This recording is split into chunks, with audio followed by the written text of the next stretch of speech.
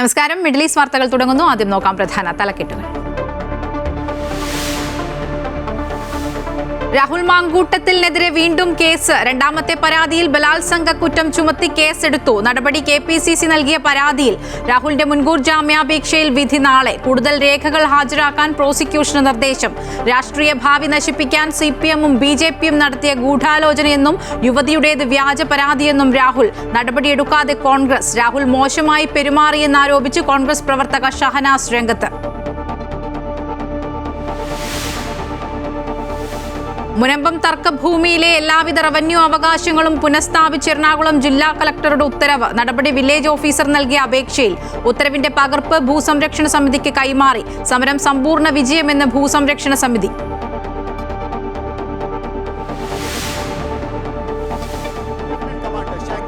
Lieutenant Commander Shivam on his flanks. Tonya bombers के साथ नौ सवार होना समुद्र पर गूंजती. കപ്പലുകളും ഇടതുവശത്ത് നിന്ന് INS കൊൽക്കത്ത, INS തമാൽ കപ്പലുകളും. അതിഥിയായി രാഷ്ട്രപതി ദ്രൗപദി മുർമു. നാവികസേന സൂപ്പർ പവറായി മാറിയെന്ന് രാഷ്ട്രപതി.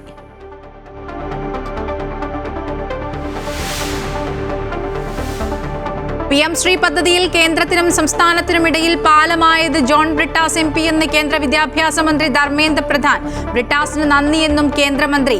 മധ്യസ്ഥം വഹിച്ചത് കേരളത്തിന് വേണ്ടിയെന്ന് ജോൺ ബ്രിട്ടാസ് MP.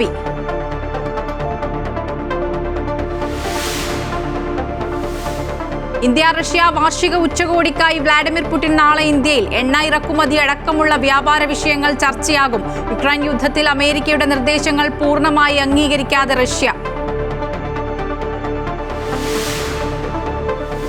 ശബരിമല സ്വർണ്ണക്കൊള്ള കേസിൽ ദേവസ്വം മുൻ കമ്മീഷണർ N വാസുവിന്റെ ജാമ്യാപേക്ഷ തള്ളി കൊല്ലം വിജിലൻസ് കോടതി. അന്വേഷണത്തിനായി SITക്ക് 1.5 മാസം കൂടി അനുവദിച്ചു ഹൈക്കോടതി. FIRന്റെ പകർപ്പിനായി EDക്ക് വീണ്ടും മജിസ്ട്രേറ്റ് കോടതിയെ സമീപിക്കാമെന്ന് കോടതി.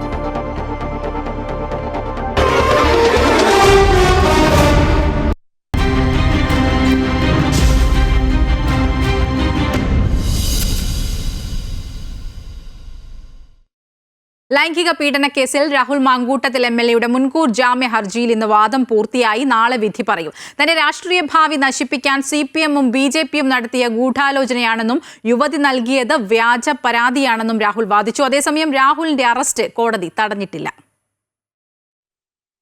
രാഹുൽ മാങ്കൂട്ടത്തിൽ MLA-യുടെ മുൻകൂർ ജാമ്യ ഹർജിയിൽ 1.25 മണിക്കൂർ നീണ്ട വാദപ്രതിവാദമാണ് തിരുവനന്തപുരം ജില്ലാ സെഷൻസ് കോടതിയിൽ നടന്നത്. അതിജീവിതയുടെ ആവശ്യം പരിഗണിച്ച് അടച്ചിട്ട കോടതി മുറിയിലാണ് വാദം കേട്ടത്. പ്രതിഭാഗവും ഇതേ ആവശ്യം മുന്നോട്ട് വച്ചിരുന്നു. യുവതി വ്യാജ പരാതിയാണ് നൽകിയിരിക്കുന്നതെന്നും പരാതിയിൽ പറഞ്ഞിരിക്കുന്ന കാര്യങ്ങൾ തികച്ചും അടിസ്ഥാനരഹിതമാണെന്നും രാഹുൽ വാദിച്ചു. ഉഭയസമ്മതപ്രകാരമുള്ള ബന്ധമാണ് യുവതിയുമായി ഉണ്ടായിരുന്നതെന്നും പീഡനം നടന്നിട്ടില്ലെന്നും രാഹുൽ ചൂണ്ടിക്കാട്ടി. യുവതി ഗർഭിണിയായതിന്റെ ഉത്തരവാദിത്തം ഭർത്താവിനാണെന്നും ഗർഭചിത്രത്തിനുള്ള മരുന്ന് സ്വമേധയാ കഴിച്ചതാണെന്നും ഹർജിയിൽ വാദിച്ചു. തന്റെ രാഷ്ട്രീയ ഭാവി ഇല്ലാതാക്കാൻ CPM-ഉം BJP-യും തമ്മിലുള്ള ഗൂഢാലോചനയാണ് പരാതിയുടെ പിന്നിലെന്നും രാഹുൽ വാദിച്ചു. ഡിജിറ്റൽ തെളിവുകൾ ഉൾപ്പെടെ നൽകിയാണ് രാഹുലിന്റെ അഭിഭാഷകൻ വാദങ്ങൾ ഓരോന്നായി നിരത്തിയത്. എന്നാൽ പ്രോസിക്യൂഷനാവട്ടെ ഗുരുതര കുറ്റകൃത്യമാണ് നടന്നതെന്നും രാഹുലിന് ഒരു കാരണവശാലും ജാമ്യം അനുവദിക്കാൻ പാടില്ലെന്നും വാദിച്ചു. രാഹുലിനെതിരെ ശക്തമായ തെളിവുകൾ നിരത്തിയാണ് പ്രോസിക്യൂഷൻ വാദിച്ചത്. കൂടുതൽ രേഖകൾ പരിശോധിക്കേണ്ടതുണ്ട് എന്നതിനാൽ കേസിൽ വിധി പറയുന്നത് കോടതി നാളത്തേക്ക് മാറ്റുകയായിരുന്നു. അതേസമയം രാഹുലിന്റെ അറസ്റ്റ് കോടതി തടഞ്ഞിട്ടില്ല. യുവതി പരാതി നൽകി 7-ാം ദിവസവും രാഹുൽ ഒളിവിൽ തന്നെയാണ്. അമൃത ന്യൂസ്, തിരുവനന്തപുരം. രാഹുൽ മാങ്കൂട്ടത്തിനെതിരെ വീണ്ടും കേസ്. ബലാത്സംഗ വകുപ്പ് ചുമത്തി KPCC പ്രസിഡന്റ് കൈമാറിയ പരാതിയിലാണ് കേസെടുത്തത്. ബലാത്സംഗ വകുപ്പ് ചുമത്തിയാണ് ക്രൈംബ്രാഞ്ച് ആസ്ഥാനത്ത് കേസെടുത്തിരിക്കുന്നത്. DYSP സജീവനാണ് അന്വേഷണ ചുമതല. ക്രൂരമായി പീഡിപ്പിച്ചെന്ന് കാണിച്ച് കോൺഗ്രസ് നേതൃത്വത്തിന് മുന്നിൽ ഇന്നലെയാണ് യുവതി പരാതിയുമായി എത്തിയത്. കേസിൽ പരാതിക്കാരിയുടെ മൊഴിയെടുക്കുമെന്ന് പോലീസ് അറിയിച്ചു.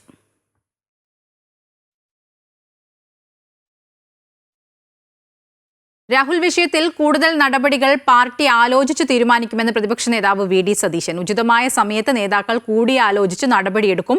പാർട്ടി പ്രതിരോധത്തിലല്ല. പാർട്ടിക്ക് ഒരു പോറൽ പോലും ഏൽക്കില്ലെന്നും VD സതീശൻ ഇടുക്കിയിൽ പറഞ്ഞു. വന്നപ്പോ തന്നെ പുതിയ കാര്യം വരുമ്പോ പാർട്ടി ആലോചിച്ച് നടപടിയെടുക്കും. ഞാൻ പറഞ്ഞല്ലോ, പാർട്ടിയെ തൊടാൻ സമ്മതിക്കില്ല. തെരഞ്ഞെടുപ്പിന്റെ സമയമാണ്. വലിയ തോതിൽ രാഹുലിന്റെ വിഷയം ചർച്ചയാവുകയും ചെയ്യുന്നുണ്ട്. ഇത് കോൺഗ്രസിന് ദോഷം ചെയ്യും. ഞാൻ പറഞ്ഞല്ലോ, കോൺഗ്രസിന് ഒരു ദോഷം ഉണ്ടാവും. ആളുകൾ കോൺഗ്രസിനെയും CPM-നെയും തമ്മിൽ കമ്പയർ ചെയ്യും, താരതമ്യപ്പെടുത്തും. എത്രയോ പേരുടെ പരാതിയാണ് ആ AKE സെന്ററിലെ അലമാരയിൽ പൊടി പിടിച്ചു കിടക്കുന്ന എന്തുമാത്രം സ്ത്രീകളുടെ പരാതിയുണ്ട്. രാഹുൽ മാങ്കൂട്ടത്തിനെതിരെ കടുത്ത നടപടിക്ക് പാർട്ടി ബ്രഹ്മാസ്ത്രം പ്രയോഗിക്കേണ്ട സമയമായി എന്ന് കോൺഗ്രസ് നേതാവ് K. മുരളീധരൻ. രാഹുലിനെ പാർട്ടി ഏൽപ്പിച്ചത് ജനങ്ങൾക്ക് വേണ്ടി പ്രവർത്തിക്കാനാണ്, മതിൽ ചാടാനല്ല എന്നും അദ്ദേഹം പറഞ്ഞു. പുകഞ്ഞ കൊള്ളി പുറത്ത്, പുകഞ്ഞ കൊള്ളിയോട് സ്നേഹമുള്ളവർക്കും പുറത്തു പോകാം, പൊതുരംഗത്തുള്ളവർക്ക് മാന്യത വേണമെന്നും തീരുമാനം ആക്ഷനിലൂടെ വരുമെന്നും K. മുരളീധരൻ പറഞ്ഞു.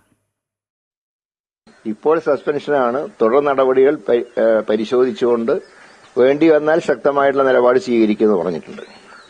അപ്പൊ ഇപ്പൊ ഏതാണ്ട് നാടൻ ഭാഷയിൽ പറഞ്ഞാൽ ബ്രഹ്മാസ്ത്രം പ്രയോഗിക്കേണ്ട സമയമായിട്ടുണ്ട്. ഇനി ചില നേതാക്കന്മാരൊന്നുമില്ല, പുകഞ്ഞ കൊള്ളി പുറത്ത്. രാഹുൽ മാങ്കൂട്ടത്തിനെതിരെ ലൈംഗികാതിക്രമ പരാതി നൽകിയ അതിജീവിതയെ അധിക്ഷേപിക്കുകയും വ്യക്തിവിവരങ്ങൾ പരസ്യപ്പെടുത്തുകയും ചെയ്ത കേസിൽ രാഹുൽ ഈശ്വറിനെ കോടതി 2 ദിവസത്തേക്ക് കസ്റ്റഡിയിൽ വിട്ടു. തിരുവനന്തപുരം അഡീഷണൽ CJM കോടതിയാണ് കസ്റ്റഡി അപേക്ഷ പരിഗണിച്ചത്. തുടർച്ചയായി പ്രതിയെ അനുകൂലിച്ചുകൊണ്ട് പെൺകുട്ടി സാമൂഹ്യ മാധ്യമത്തിൽ പെൺകുട്ടിക്കെതിരെ വീഡിയോ പോസ്റ്റ് ചെയ്തതിന് പിന്നിൽ ഗൂഢാലോചനയുണ്ടെന്ന് പോലീസ് സംശയിക്കുന്നു. അതിനാൽ കൂടുതൽ ചോദ്യം ചെയ്യേണ്ടതുണ്ടെന്ന് അന്വേഷണ സംഘം കോടതിയിൽ ആവശ്യപ്പെട്ടു. നാളെ വൈകിട്ട് വരെയാണ് കസ്റ്റഡിയിൽ വിട്ടത്. വെള്ളിയാഴ്ച രാവിലെ ജാമ്യ ഹർജി കോടതി പരിഗണിക്കും. ജയിലിൽ നിരാഹാരം തുടരുന്ന രാഹുലിനെ കോടതിയിൽ നിന്ന് നേരെ ആശുപത്രിയിലേക്കാണ് കൊണ്ടുപോയത്. ആരോഗ്യനില മെച്ചപ്പെട്ട ശേഷം അന്വേഷണ സംഘം ചോദ്യം ചെയ്യൽ ആരംഭിക്കും. രാഹുൽ മാങ്കൂട്ടത്തിൽ തന്നോടും മോശമായി പെരുമാറിയതായി കോൺഗ്രസ് പ്രവർത്തകയായ എഴുത്തുകാരി MA ഷഹനാസ് ആരോപിച്ചു. കർഷക സമയത്ത് ഡൽഹിയിൽ പോയി തിരിച്ചു വന്നപ്പോഴാണ് രാഹുൽ മോശം സന്ദേശം അയച്ചതെന്നും ഷഹനാസ് പറഞ്ഞു. രാഹുലിനെ യൂത്ത് കോൺഗ്രസ് പ്രസിഡന്റ് ആക്കരുതെന്ന് ഷാഫി പറമ്പിലിന് മുന്നറിയിപ്പ് നൽകിയിരുന്നതായും ഷഹനാസ് നേരത്തെ ഫേസ്ബുക്കിൽ പോസ്റ്റ് ഇട്ടിരുന്നു. അപ്പോൾ ആ വ്യക്തി പ്രസിഡൻ്റായി വരുന്നു എന്നും അതിനുള്ള ശ്രമം ശ്രീ ഷാഫി പറമ്പിൽ MLA ഭാഗത്തുനിന്ന് ഉണ്ടാവുന്നു എന്ന് തോന്നിയപ്പോഴും ഞാൻ കൃത്യമായിട്ട് മെസ്സേജ് അയച്ചിട്ട് ഈ കാര്യം പറഞ്ഞിട്ടുണ്ട്. വ്യക്തിപരമായി എനിക്കും അനുഭവം ഉള്ളതുകൊണ്ട് തന്നെയാണ് ഞാൻ ആ മെസ്സേജ് അയച്ചിട്ട് ഷാഫി പറമ്പിൽ MLA അന്ന് ഞാൻ സംസാരിച്ചത്. അതിന് മറുപടി തരികയോ അല്ലെങ്കിൽ ഞാൻ ഇങ്ങനെ തന്നെ ഞാൻ ഇന്ന് എഴുതിയ ആ പോസ്റ്റിൽ എഴുതിയ ഒരു സാധനം തന്നെയാണ് ഞാൻ എഴുതിയിട്ടുള്ളത്. PM ശ്രീ പദ്ധതിയിൽ കേന്ദ്രത്തിനും സംസ്ഥാനത്തിനുമിടയിൽ പാലമായാണ് ജോൺ ബ്രിട്ടാസ് MP എന്ന് കേന്ദ്ര വിദ്യാഭ്യാസ മന്ത്രി ധർമ്മേന്ദ്ര പ്രധാൻ. മധ്യസ്ഥത വഹിച്ചത് കേരളത്തിന് വേണ്ടിയാണെന്നും കരാർ ഒപ്പിടുന്നതിൽ മധ്യസ്ഥം വഹിച്ചിട്ടില്ലെന്നും ജോൺ ബ്രിട്ടാസ് പറഞ്ഞു. BJP CPM അന്തർധാര യാഥാർത്ഥ്യമെന്ന് കോൺഗ്രസ് വിമർശിച്ചു. കേന്ദ്ര വിദ്യാഭ്യാസ മന്ത്രി രാജ്യസഭയിലാണ് ഇക്കാര്യം വെളിപ്പെടുത്തിയത്. കേരള സർക്കാരിനും കേന്ദ്ര സർക്കാരിനുമിടയിൽ മധ്യസ്ഥനായതിൽ ജോൺ ബ്രിട്ടാസിനെ അഭിനന്ദിക്കുന്നുവെന്ന് ധർമ്മേന്ദ്ര പ്രധാൻ പറഞ്ഞു. സർവ്വസമ്മതത്തോടെയാണ് കേരളവുമായി PM ശ്രീയിൽ ധാരണാപത്രം ഒപ്പിട്ടത്. വിദ്യാഭ്യാസ മന്ത്രി തന്നെ കണ്ട് സമ്മതമറിയിച്ചിരുന്നുവെന്നും കേന്ദ്രമന്ത്രി സഭയെ അറിയിച്ചു. എന്നാൽ പിന്നീട് എന്ത് സംഭവിച്ചുവെന്നറിയില്ലെന്നും സംസ്ഥാന സർക്കാരിലെ ആഭ്യന്തര തർക്കം കാരണം പദ്ധതി നടപ്പാക്കുന്നില്ല എന്നാണ് മനസ്സിലാക്കുന്നതെന്നും മന്ത്രി വ്യക്തമാക്കി. ആശയക്കുഴപ്പമുണ്ടാക്കിയത് സംസ്ഥാന സർക്കാർ തന്നെയാണെന്നും കേന്ദ്രമന്ത്രി കുറ്റപ്പെടുത്തി. My dear friend John Brittas, I am very thankful to him. He created the bridge between government of Kerala and government of India. At one point of time, they agreed to sign the PM3 MOU. Later on, what compelled them, I don't know. Honorable Minister, Kerala government came to see me. PM Shri പദ്ധതിയിൽ മധ്യസ്ഥം വഹിച്ചത് കേരളത്തിന് വേണ്ടിയെന്നാണ് ജോൺ ബ്രിട്ടാസ് MPയുടെ പ്രതികരണം. സംസ്ഥാനത്തിന്റെ വിഷയം ഏറ്റെടുത്ത് അദ്ദേഹത്തിന്റെ അടുത്തുപോയി എന്ന് പറഞ്ഞതിൽ സന്തോഷമെന്ന് ബ്രിട്ടാസ് പ്രതികരിച്ചു. എന്നാൽ കരാർ ഒപ്പിടുന്നതിൽ താൻ ഇടപെട്ടിട്ടില്ല എന്ന് ജോൺ ബ്രിട്ടാസ് വ്യക്തമാക്കി. കേരളത്തിന്റെ പ്രശ്നങ്ങൾ ഇവിടെ അവതരിപ്പിക്കാൻ വേണ്ടിയിട്ടാണ് ഞങ്ങളെപ്പോലുള്ള ആൾക്കാർ MPമാരായിട്ട് ഇവിടെ തിരഞ്ഞെടുത്ത് വന്നിരിക്കുന്നത്.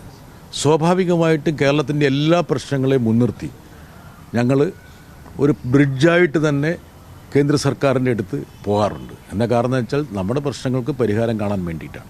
അപ്പോൾ ഒരു കണക്കിന് ഞാൻ കേരളത്തിൻ്റെ വിഷയങ്ങൾ ശക്തമായി ഏറ്റെടുത്ത് അവരുടെ പക്കൽ പോകുന്നു എന്നുള്ള കാര്യം അദ്ദേഹം പറഞ്ഞതിന് എനിക്ക് അദ്ദേഹത്തോട് നന്ദിയുണ്ട്. കേന്ദ്രമന്ത്രിയുടെ വെളിപ്പെടുത്തലിന് പിന്നാലെ വിഷയം ഏറ്റെടുത്ത് കോൺഗ്രസ് രംഗത്തെത്തി. കരാർ ഒപ്പുവെക്കാൻ ഇടനിലക്കാരനായത് CPM MPയാണെന്ന് കേന്ദ്രമന്ത്രി തന്നെ വ്യക്തമാക്കുമ്പോൾ ഇക്കാര്യത്തിൽ CPIയുടെ തീരുമാനം എന്തെന്ന് ബിനോയ് വിശ്വം വ്യക്തമാക്കണമെന്ന് KC എനിക്ക് ബിനോയ് വിശ്വത്തോടാണ് ചോദ്യം ചോദിക്കാനുള്ളത്. കോൺഗ്രസ് ഉന്നയിച്ച ഒരു മഹത്തരമായ കാര്യമായിരുന്നു PM ശ്രീ കാര്യം. ഈ PM ശ്രീ കാര്യത്തിൽ രാജ്യസഭയിൽ നിന്ന് ധർമ്മേന്ദ്ര പ്രധാൻ പറഞ്ഞിരിക്കുന്നത് എന്താണ്? ഇതിനെല്ലാം ഇടനിലക്കാരനായി നിന്നത്, ഞങ്ങളെ സഹായിച്ചത് CPM-ന്റെ ഒരു MP ആണെന്നാണ്. BJP CPM അന്തർധാര യാഥാർത്ഥ്യമാണെന്നും ഇത് കേന്ദ്ര വിദ്യാഭ്യാസ മന്ത്രി ധർമ്മേന്ദ്ര പ്രധാന്റെ വാക്കുകളിൽ നിന്ന് വ്യക്തമാണെന്നും ജെബി മേത്തർ MP പ്രതികരിച്ചു. ഇത് വളരെ ക്ലിയറായി പറഞ്ഞു കഴിഞ്ഞ ഒരു കാര്യമാണ്. ഇനി അത് വെറുതെ ഡിനൈ ചെയ്തുകൊണ്ട് കാര്യമില്ല. പക്ഷെ നമുക്കറിയേണ്ടത് ഈ BJP CPM അന്തർധാര എന്ന് പറയുന്നത് PM ശ്രീ ഒപ്പിടുന്നതിൽ മാത്രമാണോ, ഈ പറഞ്ഞ എഗ്രിമെന്റിൽ മാത്രമാണോ, ഇങ്ങനെ എത്ര പാലങ്ങളായി എത്ര കാര്യങ്ങളിൽ PM ശ്രീയിൽ ചേരില്ലെന്നായിരുന്നു കേരളം തുടക്കം മുതൽ സ്വീകരിച്ച നിലപാട്. എന്നാൽ ഘടകകക്ഷികൾ പോലും അറിയാതെ PM ശ്രീയിൽ ചേരാനുള്ള തീരുമാനം കേന്ദ്രത്തെ അറിയിക്കുകയായിരുന്നു. എന്നാൽ CPI ശക്തമായ എതിർപ്പുയർത്തിയതോടെ പദ്ധതിയിൽ നിന്ന് പിന്മാറുന്നതായി കേന്ദ്രത്തെ അറിയിക്കുകയായിരുന്നു. തദ്ദേശ തെരഞ്ഞെടുപ്പ് കൂടി അടുത്തിരിക്കുന്ന സാഹചര്യത്തിൽ PM ശ്രീ വീണ്ടും ചർച്ചയാവുകയാണ്. അമൃത ന്യൂസ്, ന്യൂഡൽഹി. ശബരിമല സ്വർണ്ണക്കൊള്ള കേസിൽ ദേവസ്വം മുൻ കമ്മീഷണർ N. വാസുവിന്റെ ജാമ്യാപേക്ഷ കോടതി തള്ളി. കൊല്ലം വിജിലൻസ് കോടതിയാണ് ജാമ്യാപേക്ഷ തള്ളിയത്. കട്ടിളപ്പാളിയിലെ സ്വർണ്ണപ്പാളികൾ ചെമ്പാണെന്ന് എഴുതിയത് കമ്മീഷണറായിരുന്ന വാസുവിന്റെ നിർദ്ദേശപ്രകാരമായിരുന്നുവെന്ന SITയുടെ കണ്ടെത്തലിൽ കേസിലെ 3ാം പ്രതിയാണ് വാസു. കഴിഞ്ഞ ദിവസങ്ങളിൽ വിശദമായ വാദം കേട്ട ശേഷമായിരുന്നു കൊല്ലം വിജിലൻസ് കോടതി N. വാസുവിന്റെ ജാമ്യാപേക്ഷ തള്ളിയത്. കട്ടിളപ്പാളിയിലെ സ്വർണ്ണപ്പാളികൾ ചെമ്പാണെന്ന് എഴുതിയത് കമ്മീഷണറായിരുന്ന വാസുവിന്റെ നിർദ്ദേശപ്രകാരമായിരുന്നുവെന്നും ഇത് ഉണ്ണികൃഷ്ണൻ പോറ്റിക്ക് കൈമാറിയത് വാസുവിന്റെ അറിവോടെയാണെന്നുമാണ് SITയുടെ കണ്ടെത്തൽ. എന്നാൽ കട്ടിളപ്പാളിയിലെ സ്വർണം കവർന്നതിൽ N. വാസുവിന് പങ്കില്ലെന്നാണ് ജാമ്യഹർജി പരിഗണിക്കവേ വാസുവിന്റെ അഭിഭാഷകർ കോടതിയിൽ പറഞ്ഞത്. വാസു വിരമിച്ച ശേഷമാണ് പാളികൾ കൈമാറിയത്. ബോർഡിന്റെ ഉത്തരവിറങ്ങിയപ്പോഴും വാസു ചുമതലയിൽ ഉണ്ടായിരുന്നില്ലെന്നും കോടതിയിൽ അവർ വ്യക്തമാക്കിയിരുന്നു. എന്നാൽ ഈ വാദങ്ങൾ കോടതി അംഗീകരിച്ചില്ല. N. വാസുവിന് ജാമ്യം ലഭിച്ചാൽ തെളിവ് നശിപ്പിക്കാൻ സാധ്യതയുണ്ടെന്ന് പ്രോസിക്യൂഷൻ വാദിച്ചു. കേസുമായി ബന്ധപ്പെട്ട് വാസുവിന് കൃത്യമായ ധാരണയുണ്ടായിരുന്നെന്നും ഗൂഢാലോചനയിൽ അടക്കം പങ്കുണ്ടെന്നുമാണ് SIT അറിയിച്ചത്. തുടർന്നാണ് ജാമ്യാപേക്ഷ കൊല്ലം വിജിലൻസ് കോടതി തള്ളിയത്. മുൻപ് ജാമ്യാപേക്ഷയുമായി കോടതിയെ സമീപിച്ച മുൻ അഡ്മിനിസ്ട്രേറ്റീവ് ഓഫീസർ മുരാരി ബാബുവിനും KS ബൈജുവിനും കോടതി ജാമ്യം നൽകിയിരുന്നില്ല. അമൃത ന്യൂസ്, കൊല്ലം. ശബരിമല സ്വർണ്ണക്കൊള്ളയിൽ അന്വേഷണ നടപടികൾ പൂർത്തിയാക്കാൻ പ്രത്യേക അന്വേഷണ സംഘത്തിന് ഹൈക്കോടതി 1.5 മാസം കൂടി സമയം നീട്ടി നൽകി. ഇടക്കാല അന്വേഷണ പുരോഗതി റിപ്പോർട്ടും കോടതിയിൽ സമർപ്പിച്ചു. കേസിലെ ക്രൈംബ്രാഞ്ച് FIRന്റെ പകർപ്പിനായി ഇഡിക്ക് വീണ്ടും മജിസ്ട്രേറ്റ് കോടതിയെ സമീപിക്കാമെന്നും ഹൈക്കോടതി നിർദ്ദേശിച്ചു. FIR നൽകാനാകില്ലെന്ന മജിസ്ട്രേറ്റ് കോടതി ഉത്തരവ് ഹൈക്കോടതി റദ്ദാക്കി. കാര്യകാരണങ്ങൾ വിശദീകരിച്ച് മജിസ്ട്രേറ്റ് കോടതിയിൽ പുതിയ അപേക്ഷ സമർപ്പിക്കാനും ഇഡിക്ക് നിർദ്ദേശം നൽകി. 2 ദിവസത്തെ സന്ദർശനത്തിന് റഷ്യൻ പ്രസിഡന്റ് വ്ളാഡിമിർ പുടിൻ നാളെ ഇന്ത്യയിൽ. 23ാമത് ഇന്ത്യ-റഷ്യ വാർഷിക ഉച്ചകോടിയിൽ പങ്കെടുക്കാനായാണ് പുടിൻ എത്തുന്നത്. സന്ദർശനത്തിലൂടെ റഷ്യയും ഇന്ത്യയും തമ്മിലുള്ള ബന്ധം കൂടുതൽ ശക്തിപ്പെടാൻ കഴിയുമെന്നാണ് പ്രതീക്ഷ. റഷ്യ-യുക്രൈൻ യുദ്ധം തുടങ്ങിയ ശേഷമുള്ള പുടിന്റെ ആദ്യ സന്ദർശനമാണ് ഇത്. നാളെ ഇന്ത്യയിലെത്തുന്ന റഷ്യൻ പ്രസിഡന്റ് വ്ളാഡിമിർ പുടിൻ പ്രധാനമന്ത്രി നരേന്ദ്രമോദിയുമായി കൂടിക്കാഴ്ച നടത്തും. ഇന്ത്യൻ ഇറക്കുമതി വർദ്ധിപ്പിക്കുന്നതിനെക്കുറിച്ചും ഇന്ത്യ, ചൈന തുടങ്ങിയ പ്രധാന പങ്കാളികളുമായുള്ള സാമ്പത്തിക ഇടപെടൽ അടക്കം ചർച്ചയാകുമെന്നാണ് സൂചന. ഒപ്പം എണ്ണ ഇടപാടുൾപ്പെടെ വ്യാപാര മേഖലയുമായി ബന്ധപ്പെട്ട വിഷയങ്ങൾ, പ്രതിരോധ മേഖലയിൽ ഇരു രാജ്യങ്ങളും തമ്മിലുള്ള പരസ്പര സഹകരണം പ്രധാന ചർച്ചാവിഷയങ്ങളാകും. റഷ്യ എണ്ണ ഇറക്കുമതി ചെയ്യുന്നതിന്മേൽ US പിഴ ചുമത്തിയതിനെ തുടർന്ന് കഴിഞ്ഞ ഏതാനും മാസങ്ങളായി ഇരു രാജ്യങ്ങളും തമ്മിൽ കൂടുതൽ അടുത്തിരുന്നു. ഇതിന് പിന്നാലെയാണ് പുടിന്റെ ഇന്ത്യ സന്ദർശനം എന്നതും ശ്രദ്ധേയമാണ്. പുടിന്റെ ഇത്തവണത്തെ വരവിൽ ഇന്ത്യക്ക് ഏറെ ഗുണകരമാകുന്ന പ്രതിരോധ ഇടപാടുകളും ഉണ്ടാകുമെന്നാണ് വിവരം. പാകിസ്ഥാനുമായുള്ള സംഘർഷത്തിനിടെ റഷ്യൻ നിർമ്മിത S-400 ഇന്ത്യക്ക് ഏറെ ഗുണകരമായിരുന്നു. ഇന്ത്യൻ ഇറക്കുമതി വർദ്ധിപ്പിക്കുന്നതിനെക്കുറിച്ചും ഇന്ത്യ, ചൈന തുടങ്ങിയ പ്രധാന പങ്കാളികളുമായുള്ള സാമ്പത്തിക ഇടപെടൽ ശക്തിപ്പെടുത്തുന്നതിനെക്കുറിച്ചും ചർച്ച ചെയ്യുമെന്നും റിപ്പോർട്ടുകളുണ്ട്. ഈ സന്ദർശനത്തിൽ ഉഭയകക്ഷി ബന്ധത്തിലെ പുരോഗതി ഇരു രാജ്യങ്ങളും അവലോകനം ചെയ്യുമെന്നും തന്ത്രപരമായ പങ്കാളിത്തം കൂടുതൽ ശക്തിപ്പെടുത്തുമെന്നും ഇന്ത്യൻ വിദേശകാര്യ മന്ത്രാലയവും വ്യക്തമാക്കി. ദ്വിദിന സന്ദർശനത്തിനെത്തുന്ന പുടിന് രാഷ്ട്രപതി ദ്രൗപദി മുർമു രാഷ്ട്രപതി ഭവനിൽ വിരുന്നൊരുക്കും. News desk, Amrita news. Munambam തർക്കഭൂമിയിലെ എല്ലാവിധ റവന്യൂ അവകാശങ്ങളും പുനഃസ്ഥാപിച്ച് എറണാകുളം ജില്ലാ കളക്ടറുടെ ഉത്തരവ്. വില്ലേജ് ഓഫീസർ നൽകിയ അപേക്ഷയിലാണ് കളക്ടറുടെ നടപടി. ഉത്തരവിന്റെ പകർപ്പ് ഭൂസംരക്ഷണ സമിതി ഭാരവാഹികൾക്ക് കൈമാറി. മുനമ്പം ഭൂസമരം സമ്പൂർണ്ണ വിജയമെന്ന് ഭാരവാഹികൾ പ്രതികരിച്ചു. മുനമ്പം ഭൂമിയിലെ റവന്യൂ അവകാശങ്ങൾ പുനഃസ്ഥാപിക്കണമെന്ന ഹൈക്കോടതി ഉത്തരവിന്റെ അടിസ്ഥാനത്തിലാണ് എറണാകുളം ജില്ലാ കളക്ടർ പുതിയ ഉത്തരവിറക്കിയിരിക്കുന്നത്. മുനമ്പത്തെ ഭൂനികുതി കോടതി ഉത്തരവ് വന്നതിന്റെ തൊട്ടു പിന്നാലെ തന്നെ സ്വീകരിച്ചു തുടങ്ങിയിരുന്നു. എന്നാൽ പോക്കുവരവ്, കൈവശ സർട്ടിഫിക്കറ്റ്, ലൊക്കേഷൻ സ്കെച്ച്, ROR മുതലായ ആവശ്യങ്ങൾക്കായി ജനങ്ങൾ എത്തിത്തുടങ്ങിയതോടെ വില്ലേജ് ഓഫീസറാണ് ഇത് സംബന്ധിച്ച് കത്ത് നൽകിയത്. ഇതിന്റെ അടിസ്ഥാനത്തിലാണ് എറണാകുളം ജില്ലാ കളക്ടർ പുതിയ ഉത്തരവിറക്കിയത്. ഉത്തരവിന്റെ പകർപ്പ് മുനമ്പം ഭൂസംരക്ഷണ സമിതി ഭാരവാഹികൾക്ക് നൽകി. എന്നാൽ സർട്ടിഫിക്കറ്റുകൾ നൽകുമ്പോൾ റിമാർക്സിൽ ഇവ നിലവിൽ സുപ്രീം കോടതിയിലും ഹൈക്കോടതിയിലും നിലനിൽക്കുന്ന കേസുകൾക്ക് വിധേയമായിരിക്കുമെന്ന് രേഖപ്പെടുത്തണമെന്നും ഉത്തരവിൽ വ്യക്തമാക്കുന്നു. വിവിധ സർട്ടിഫിക്കറ്റുകൾ ലഭ്യമാകുന്നതിന്റെ സന്തോഷം ഭൂസംരക്ഷണ സമിതി ഭാരവാഹികൾ പങ്കുവച്ചു. കളക്ടർ മുഴുവൻ റവന്യൂ അവകാശങ്ങളും ടാക്സ് അടക്കുന്നതിനും പോക്കുവരവ് ചെയ്യുന്നതിനും ROR അടക്കമുള്ള മുഴുവൻ റവന്യൂ അവകാശങ്ങളും പുനഃസ്ഥാപിച്ച് അനുവാദം തന്നിരിക്കുകയാണ് ചെയ്തിരിക്കുന്നത്. ഇത് മുനമ്പം തീരത്തെ 4 വർഷത്തെ പ്രശ്നത്തിന് വിരാമമായിരിക്കുകയാണ് ഇതോടുകൂടി. ഇനി എന്ത് വിധി വന്നാലും ഹൈക്കോടതി ഡിവിഷൻ ബെഞ്ച് സുപ്രീം കോടതിയിൽ വിധികളെല്ലാം ചൂണ്ടിക്കാണിച്ച് വഖഫ് പ്രോപ്പർട്ടി അല്ല എന്ന് പറഞ്ഞിട്ടുണ്ട്. അതുകൊണ്ട് നമുക്ക് ഇതൊരിക്കലും വഖഫ് പ്രോപ്പർട്ടി അല്ല എന്ന് എല്ലാവർക്കും മനസ്സിലാകുകയും ചെയ്തിട്ടുണ്ട്. ഇത് നീതിയുടെ വിജയമാണ്. മുൻപത്തേത് വഖഫ് ഭൂമി അല്ല എന്ന് ഹൈക്കോടതി ഉത്തരവിൽ പറഞ്ഞിട്ടുണ്ടെങ്കിലും വഖഫ് ട്രിബ്യൂണലിലും സുപ്രീം കോടതിയിലും കേസുകൾ ബാക്കിയാണ്. വഖഫ് ലിസ്റ്റിൽ നിന്നും മുനമ്പം ഭൂമി ഒഴിവാക്കുക എന്നതാണ് ഏറ്റവും പ്രധാനപ്പെട്ട ആവശ്യം.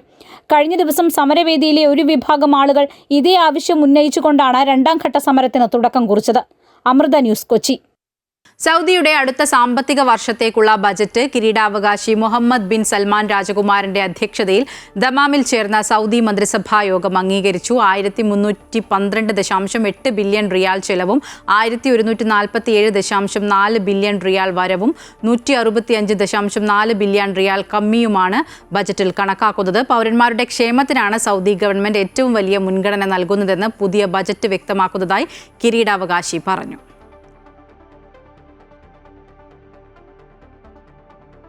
ഇന്ത്യൻ കോസ്റ്റ് ഗാർഡ് കപ്പലായ സാർത്തക് ഡിസംബർ 9 സൗഹൃദ സന്ദർശനത്തിനായി കുവൈറ്റിലെത്തും.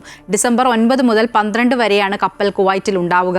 ഈ ദിവസങ്ങളിൽ കുവൈറ്റിലെ ഇന്ത്യൻ സമൂഹത്തിലെ താൽപ്പര്യമുള്ള അംഗങ്ങൾക്ക് കപ്പൽ സന്ദർശിക്കാൻ ഇന്ത്യൻ എംബസി അവസരമൊരുക്കിയിട്ടുണ്ട്. സ്ലോട്ടുകൾ പരിമിതമായതിനാൽ ആദ്യം രജിസ്റ്റർ ചെയ്യുന്നവർക്കായിരിക്കും മുൻഗണന എന്ന് ഇന്ത്യൻ എംബസി വാർത്താക്കുറിപ്പിൽ അറിയിച്ചു. ഡിസംബർ 4 ഉച്ചയ്ക്ക് 12 മണിക്ക് രജിസ്ട്രേഷൻ അവസാനിക്കും. പ്രവേശനത്തിന് സിവിൽ ID നിർബന്ധമായിരിക്കും. സുരക്ഷാ കാരണങ്ങളാൽ സ്ലോട്ടുകളിൽ മാറ്റം വരുത്താൻ കഴിയില്ലെന്നും വാർത്താക്കുറിപ്പിൽ വ്യക്തമാക്കി. കുവൈറ്റിൽ അന്താരാഷ്ട്ര കള്ളനോട്ട് വിതരണ ശൃംഖലയിൽ ഉൾപ്പെട്ട 3 അറബ് പ്രവാസികൾ അറസ്റ്റിൽ. ഫർവാനിയ, ഹവാലി ഗവർണറേറ്റുകളിലെ കുറ്റാന്വേഷണ വിഭാഗമാണ് പ്രതികളെ അറസ്റ്റ് ചെയ്തത്. പ്രതികളിൽ ഒരാൾ 16,000 കുവൈറ്റി ദിനാറിന് $1,00,000 കൈമാറിയതായി കണ്ടെത്തി. പ്രതികളിൽ മറ്റൊരാളുടെ വീട്ടിൽ നിന്ന് ലക്ഷക്കണക്കിന് വ്യാജ US ഡോളർ കണ്ടെത്തുകയും ചെയ്തിട്ടുണ്ട്. ഒരു അറബ് രാജ്യത്ത് നിന്ന് US ഡോളറുകൾ വ്യാജമായി നിർമ്മിച്ച് പഴങ്ങളും പച്ചക്കറികളും കൊണ്ടുപോകുന്ന ട്രക്കുകളിൽ കുവൈറ്റിലേക്ക് കടത്തിവിടുകയായിരുന്നു. അനധികൃത എക്സ്ചേഞ്ച് നെറ്റ്വർക്കുകൾ വഴി പ്രാദേശിക വിപണിയിലേക്ക് വ്യാജ നോട്ടുകൾ വിപണനം ചെയ്യാനും പ്രതികൾ പദ്ധതിയിട്ടിരുന്നതായി അന്വേഷണത്തിൽ കണ്ടെത്തി. കുവൈറ്റിൽ ശൈത്യകാലം ആരംഭിച്ചതോടെ കോഴിമുട്ടകൾക്ക് അതിരൂക്ഷമായ ക്ഷാമം. പ്രതിസന്ധി ചർച്ച ചെയ്ത് പരിഹരിക്കുന്നതിന് അടിയന്തര യോഗം ചേർന്നതായി കൺസ്യൂമർ കോപ്പറേറ്റീവ് സൊസൈറ്റി യൂണിയൻ മേധാവി മറിയം അൽ അവാദ് അറിയിച്ചു. യോഗത്തിൽ വാണിജ്യ വ്യവസായ മന്ത്രാലയത്തിലെ വാണിജ്യ നിയന്ത്രണ ഡയറക്ടർ ഫൈസൽ അൽ നസാരി, സാമൂഹിക കാര്യ മന്ത്രാലയത്തിലെ ഫിനാൻഷ്യൽ കൺട്രോളർ ദലാൽ അൽ അൻസി എന്നിവർ യോഗത്തിൽ പങ്കെടുത്തു. പ്രതിസന്ധിയുടെ കാരണങ്ങൾ കണ്ടെത്തുന്നതിനും ഉപഭോക്താക്കൾക്ക് ഉൽപ്പന്ന ലഭ്യത ഉറപ്പാക്കുന്നതിനും അടിയന്തര പരിഹാരങ്ങൾ വികസിപ്പിക്കുന്നതിനുമായി രൂപീകരിച്ച സമിതിയിലെ അംഗങ്ങളും യോഗത്തിൽ പങ്കെടുത്തു. ഈ മാസം 10 ഉൽപ്പാദനം ക്രമേണ പുനരാരംഭിക്കുവാനും യോഗത്തിൽ ധാരണയായിട്ടുണ്ട്. മുട്ടവില വർദ്ധിപ്പിക്കരുതെന്നും വിതരണ ശൃംഖലയുടെ സ്ഥിരത ഉറപ്പാക്കാൻ വിതരണക്കാർക്ക് ഉടനടി പണം നൽകണമെന്നും യോഗത്തിൽ ആവശ്യപ്പെട്ടു. കുവൈറ്റിലെ സാംസ്കാരിക സംഘടനയായ കേരള അസോസിയേഷൻ കുവൈറ്റ് സംഘടിപ്പിക്കുന്ന 12ാമത് കണിയാപുരം രാമചന്ദ്രൻ സ്മാരക ഇന്റർനാഷണൽ ഷോർട്ട് ഫിലിം ഫെസ്റ്റിവൽ നോട്ടം 2025 വെള്ളിയാഴ്ച ഉച്ചയ്ക്ക് 1 മണിക്ക് അഹമ്മദി DPS സ്കൂൾ ഓഡിറ്റോറിയത്തിൽ അരങ്ങേറും. മിഡിൽ ഈസ്റ്റിലെ തന്നെ ഏറ്റവും വലിയ ഷോർട്ട് ഫിലിം ഫെസ്റ്റിവലായ നോട്ടം 2025 പ്രശസ്ത സംവിധായകനും ഓസ്കാർ അവാർഡ് നോമിനിയുമായ ഡോക്ടർ ബിജു ദാമോദരൻ ഉദ്ഘാടനം ചെയ്യും. ഈ വർഷത്തെ കണിയാപുരം രാമചന്ദ്രൻ മെമ്മോറിയൽ അവാർഡ് സംവിധായകനും നടനുമായ ജോണി ആന്റണിക്ക് വേദിയിൽ നൽകി ആദരിക്കും. 1 ലക്ഷം രൂപയും ഫലകവും അടങ്ങുന്നതാണ് പുരസ്കാരം. ദേശീയ അവാർഡ് ജേതാക്കളായ സംവിധായകൻ ഡോക്ടർ ബിജു, സംവിധായകൻ VC അഭിലാഷ്, ചലച്ചിത്ര നിരൂപകൻ ഡോക്ടർ CS വെങ്കിടേശ്വരൻ എന്നിവരാണ് ഫെസ്റ്റിവൽ ജൂറി അംഗങ്ങൾ. ഗ്രാൻഡ് ജൂറി അവാർഡ് മികച്ച പ്രവാസി ചിത്രം, മികച്ച പ്രേക്ഷക ചിത്രം, മികച്ച കുട്ടികളുടെ ചിത്രം, മികച്ച സംവിധായകൻ, സ്ക്രിപ്റ്റ് എഡിറ്റർ, ആർട്ട്, ശബ്ദമിശ്രണം, മികച്ച നടൻ, നടി, ബാലതാരം, ഛായാഗ്രഹകൻ എന്നീ മേഖലകളിലാണ് മറ്റ് അവാർഡുകൾ. മത്സര വിഭാഗത്തിൽ 34 ചിത്രങ്ങളാണ് ഉള്ളതെന്ന് കേരള അസോസിയേഷൻ ഭാരവാഹികൾ പത്രസമ്മേളനത്തിൽ അറിയിച്ചു.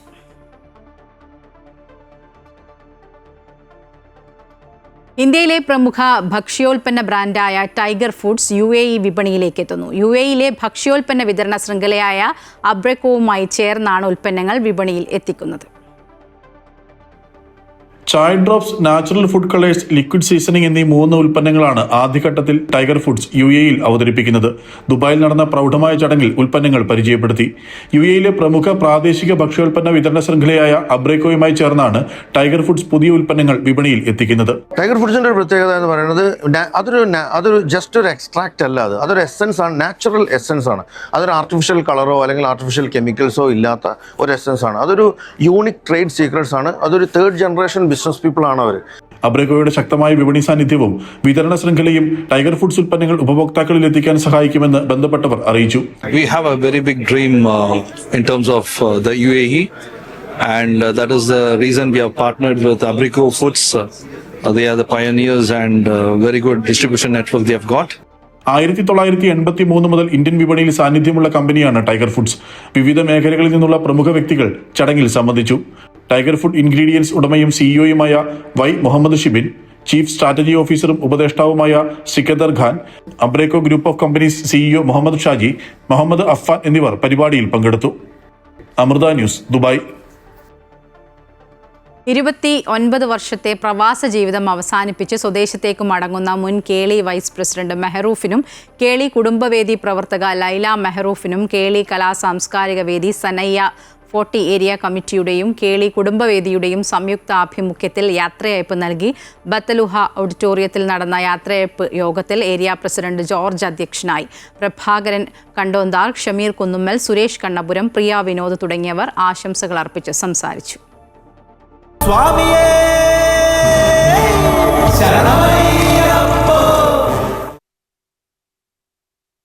കഠിനമായ യാത്ര കഴിഞ്ഞ് അയ്യപ്പനെ കാണാൻ ശബരിമല സന്നിധാനത്തെത്തുന്നവർക്ക് ആശ്വാസമാവുകയാണ് ഗവൺമെന്റ് ആയുർവേദ ആശുപത്രിയുടെ പ്രവർത്തനം. സന്നിധാനത്ത് ജോലി ചെയ്യുന്ന ജീവനക്കാരും യാത്ര കഴിഞ്ഞെത്തുന്ന അയ്യപ്പന്മാരും 24 മണിക്കൂറും പ്രവർത്തിക്കുന്ന ആശുപത്രിയുടെ പ്രവർത്തനം നല്ലപോലെ പ്രയോജനപ്പെടുത്തുന്നുണ്ട്. കുത്തനെയുള്ള മലകയറ്റം കഴിഞ്ഞെത്തുന്ന അയ്യപ്പന്മാർക്ക് തിരിച്ചുള്ള യാത്ര അതിനേക്കാൾ ദുഷ്കരമാകും. ഇതിനിടെ കാലിനോ ശരീരത്തിനോ എന്തെങ്കിലും പരിക്ക് കൂടെ വരികയാണെങ്കിൽ തിരിച്ചുള്ള യാത്രയിൽ ശരിക്കും വലഞ്ഞുപോകും. അങ്ങനെയുള്ള അയ്യപ്പന്മാർക്കും ശബരിമലയിൽ ദിവസങ്ങളോളം ജോലി ചെയ്യുന്ന ജീവനക്കാർക്കുമെല്ലാം ഒരുപോലെ ഉപകാരപ്രദമാവുകയാണ് സന്നിധാനത്തെ ഗവൺമെന്റ് ആയുർവേദ ആശുപത്രിയുടെ പ്രവർത്തനം. ഉളുക്ക്, നീർക്കെട്ട്, ചതവ് പോലുള്ള പരിക്കുകൾക്കെല്ലാം യഥാവിധി ചികിത്സ നൽകാൻ പ്രാപ്തരായ 20ഓളം ജീവനക്കാരാണ് ഇവിടെയുള്ളത്. അത്യാവശ്യ ഘട്ടങ്ങളിൽ പഞ്ചകർമ്മ ഉൾപ്പെടെയുള്ള സൗകര്യങ്ങളും ആശുപത്രിയിൽ ഒരുക്കിയിട്ടുണ്ട്. സ്പോർട്സ് മെഡിസിനിൽ ഉൾപ്പെടെ വൈദഗ്ധ്യമുള്ള ഡോക്ടർമാരുടെ സേവനം ലഭ്യമാണെന്നതിനാൽ ഇത് അയ്യപ്പന്മാർക്കും ജീവനക്കാർക്കും ഉപകാരപ്രദമാവുകയാണ്. നമ്മൾ മലകയറി വരുന്ന അയ്യപ്പ ഭക്തന്മാർക്ക് പ്രധാനമായിട്ട് ഈ മലകയറി കഴിയുമ്പോൾ ഒരു മസിൽ ക്രാംസ് അതുപോലുള്ള ബുദ്ധിമുട്ടുള്ള പ്രശ്നങ്ങൾ വരും.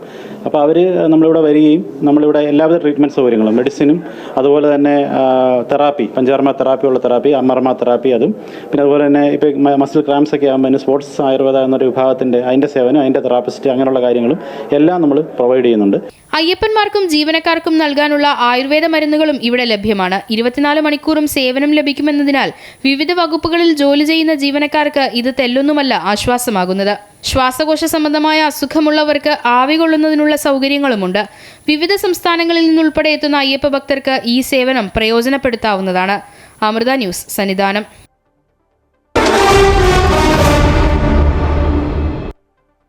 ദക്ഷിണാഫ്രിക്കയ്ക്കെതിരായ T20 പരമ്പരയ്ക്കുള്ള ഇന്ത്യൻ ടീമിനെ പ്രഖ്യാപിച്ചു. പരിക്ക് പറ്റി വിശ്രമത്തിലുള്ള ശുഭ്മാൻ ഗിൽ ടീമിൽ ഇടം പിടിച്ചിട്ടുണ്ട്.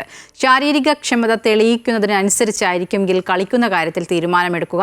സഞ്ജു സാംസണും സ്ഥാനം നിലനിർത്തി. അഭിഷേക് ശർമ്മ, തിലക് വർമ്മ, ജിതേഷ് ശർമ്മ, ജസ്പ്രീത് ബുംറ എന്നിവരും ടീമിൽ ഇടം നേടി. പരിക്കിൽ നിന്ന് മുക്തനായ ഓൾറൗണ്ടർ ഹാർദിക് പാണ്ഡ്യ തിരിച്ചെത്തിയിട്ടുണ്ട്. യശസ്വി ജയ്സ്വാൾ ടീമിലില്ല. ഡിസംബർ 9-നാണ് T20 പരമ്പര തുടങ്ങുക. 5 മത്സരങ്ങളടങ്ങിയതാണ് പരമ്പര. ഇതോടെ മിഡിൽ ഈസ്റ്റ് വാർത്തകൾ പൂർണ്ണമാവുകയാണ്. കൂടുതൽ വാർത്തകൾ അമൃത ന്യൂസ് യൂട്യൂബ് ചാനലിൽ കാണാം.